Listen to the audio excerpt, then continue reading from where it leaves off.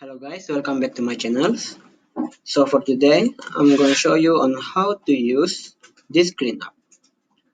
The function of this cleanup is to find and remove unwanted files from your system, such as compressions of all files, temporary internet files, temporary Windows files, etc.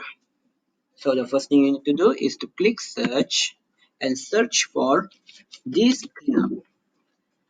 Click the application and choose the file that you want to clean, such as the recycle bin. I don't want the junk file in the recycle bin, so I want to delete it. Temporary files.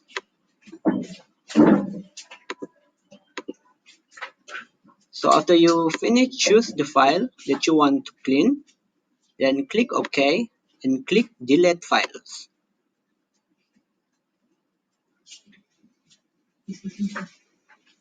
So that's all for this video guys. Thank you.